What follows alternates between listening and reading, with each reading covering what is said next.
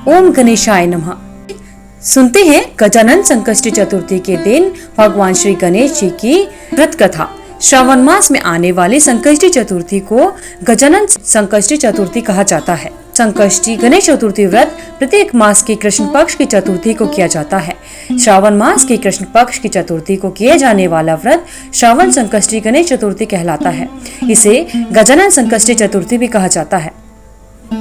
आइए सुनते हैं श्रावण माह के गणेश चतुर्थी व्रत की कथा।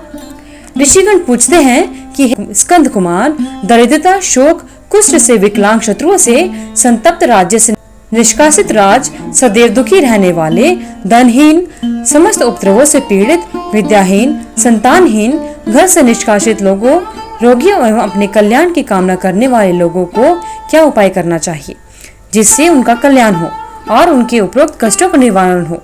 यदि आप कोई उपाय जानते हैं तो उसे बताइए। स्वामी कार्तिकेय जी ने कहा, हे ऋषियों, आपने जो प्रश्न किया है उसके निवारण में आप लोगों को एक शुभदायक फल बताता हूँ, उसे सुनिए। इस व्रत के करने से पृथ्वी के सभी प्राणी सभी संकटों से मुक्त हो जाते हैं। यह व्रत राज महापुण्यकारी एवं मानवों को सभी कार्यों से सफलता प्रदान करने वाला है।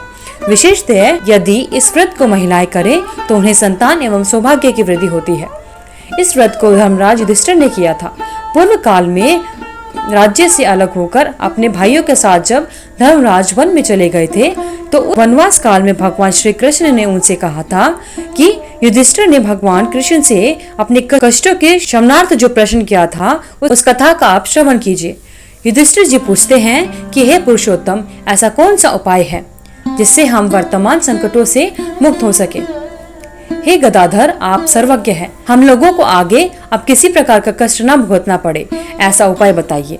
स्कंद कुमार जी कहते हैं कि जब धैर्यवान युधिष्ठिर विनम्र भाव से हाथ जोड़कर बारंबार अपने कष्टों के निवारण का उपाय पूछने लगे तो भगवान श्री कृष्ण ने कहा कि हे राजन, संपूर्ण कामनाओं को पूर्ण करने वाला एक बहुत बड़ा गुप्त व्रत है। इस व्रत के संबंध में मैंने आज तक किसी को नहीं बताया। हे राजन, प्राचीन काल में सतियों की बात है कि पर्वतराज हिमाचल की सुंदर कन्या पार्वती ने शंकर जी को पति रूप में प्राप्त करने के लिए गहन वन में जाकर कठोर तपस्या की थी, परंतु भगवान शिव प्रसन्न होकर प्रकट नहीं हुए। शैलतनया पार्वती जी ने अनादिकाल से विद्यमान गणेश जी का स्मरण किया। गणेश जी को उसी क्षण प्रकट देखकर भगवान पार्वती जी ने पूछा, कठोर एवं दुर्लभ तपस्या की किंतु अपने प्रिय भगवान शिव को प्राप्त नहीं कर सकी। वह कष्ट विनायक दिव्य व्रत जिसे नारद जी ने कहा है और जो आपका ही व्रत है, उस प्राचीन व्रत के तत्व को आप मुझसे कहिए। पार्वती जी की बात सुनकर तत्कालीन सिद्धिदाता गणेश जी उस कष्ट नाशक शुभदायक व्रत का प्रेम से वर्णन करने लगे। गणेश जी ने कहा, हे अचल सुते, अत्यंत पुण्यकारी एवं समस्त कष्ट नाशक व्रत को कीजिए। इसके करने से आपकी सभी आकांक्षाएं पूरी होंगी। जो व्यक्ति इस व्रत को करेंगे उन्हें भी सफलता मिलेगी। श्रावण के कृष्ण चतुर्थी की रात्रि में चंद्रोदय होने पर पूजा करनी चाहिए।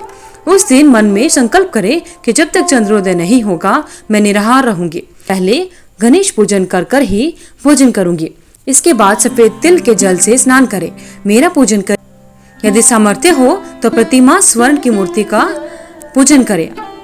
इसके अभाव में चांदी, अष्टधातु अथवा मिट्टी की मूर्ति का पूजन कर सकते हैं। अपनी शक्ति के अनुसार सोने, चांदी, तांबे तथा मिट्टी के कलश में जल भरकर उस पर गणेश जी की प्रतिमा स्थापित करें। वस्त्र बिछा करके अष्टदल कमल की आकृति बनाएं और उसी मूर्ति की स्थापना करें। तत्पश्चात षोडश उपचार विधि से पूर्वक पूजन करें। मूर्ति का ध्यान इस प्रकार से करना चाहिए। हे लंबोदर, चार भुजा वाले, तीन नेत्र वाले, लाल रंग वाले, हे नील वर्ण वाले, शोभा के भंडार, प्रसन्न मुख वाले गणेश जी, मैं आपका ध्यान करता या करती हूँ। हे गजानन, मैं आपका आह्वान करता या करती हूँ। हे विघ्नराज, मैं आपको प्रणाम करता हूँ। यह आसन है। हे लंबोदर, यह आपके लिए पाद्य है। हे शंकर सुमन, यह आपके लिए अर्घ्य है। हे उमापुत्र, यह आपके स्नानार्थ जल है। हे वक्रतुंड, यह आपके लिए आचमनीय जल है। हे शूर्पकर्ण, यह आपके लिए वस्त्र है। हे सुशोभित, यह आपके लिए यज्ञोपवीत है।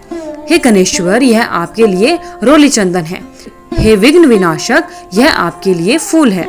हे विकट, यह आपके लिए धूपबत्ती है। हे वामन, यह आपके लिए दीपक है। हे सर्वदेव, यह आपके लिए लड्डू का नैवेद्य है।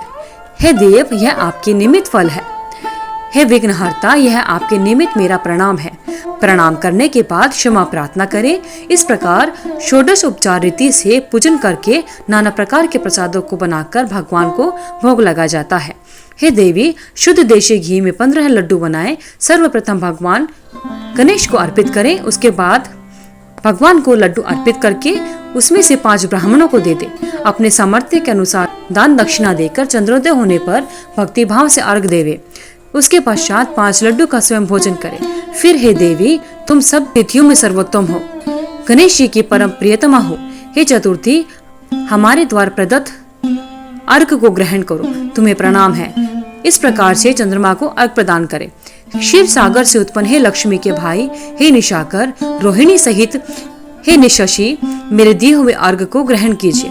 गणेश जी को इस प्रकार प्रणाम करके, हे लंबोदर, आप संपूर्ण इच्छाओं को पूर्ण करने वाले हैं, आपको प्रणाम है। हे समस्त विघ्नों के नाशक, आप मेरी अभिलाषाओं को पूरा करें। तत्पश्चात ब्राह्मण की प्रार्थना करें। हे द्विजराज, आपको नमस्कार है, आप साक्षात देव स्वरूप है। गणेश जी प्रसन्नता के लिए हम आपको लड्डू समर्पित करते हैं। आप हम दोनों का उद्धार करने के लिए दक्षिणा सहित इस 5 लड्डुओं को स्वीकार करें। हम आपको नमस्कार करते हैं। इसके बाद ब्राह्मण भोजन कराकर गणेश जी से प्रार्थना करें।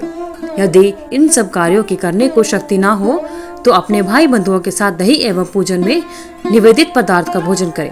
प्रार्थना करके प्रतिमा का विसर्जन करें और अपने गुरु को दक्षिणा के साथ मूर्ति दे दे। इस प्रकार से विसर्जन करें। हे देवों में श्रेष्ठ गणेश जी, आप अपने स्थान को प्रस्थान कीजिए। इस व्रत एवं इस व्रत पूजा के फल को दीजिए। हे सुमुखी, इस प्रकार जीवन भर गणेश चतुर्थी का व्रत करना चाहिए। जन्म भर ना कर सके तो 21 वर्ष तक करे। यदि इतना करना भी संभव ना हो तो 1 वर्ष तक 12 महीनों के व्रत को करे। यदि इतना भी ना कर सके तो वर्ष के 1 मास तो अवश्य ही इस व्रत को करना चाहिए और श्रावण चतुर्थी को इस व्रत का उद्यापन करना चाहिए। जय श्री गणेश। हे भगवान श्री गणेश, अपने भक्तों पर ऐसे ही कृपा बनाए रखना। धन्यवाद। गणेश चतुर्थी व्रत भगवान गणेश जी को समर्पित होता है।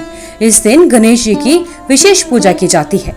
पंचांग के अनुसार हर महीने 2 चतुर्थी आती है, एक शुक्ल पक्ष में और एक कृष्ण पक्ष में।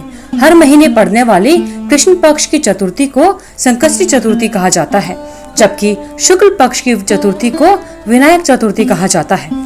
संकष्टी चतुर्थी व्रत का दिन उस दिन चंद्रोदय के आधार पर निर्धारित होता है जिस दिन चतुर्थी तिथि के दौरान चंद्रोदय होता है। संकष्टी चतुर्थी का व्रत उसी दिन रखा जाता है। इसलिए ऐसा देखा गया है कि कभी कभी संकष्टी चतुर्थी व्रत चतुर्थी तिथि से एक दिन पहले अर्थात तृतीय तिथि के दिन होता है।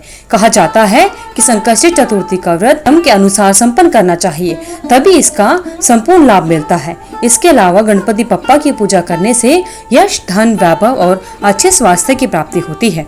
जुलाई महीने की चतुर्थी को गजानन संकष्टी चतुर्थी के नाम से जाना जाता है।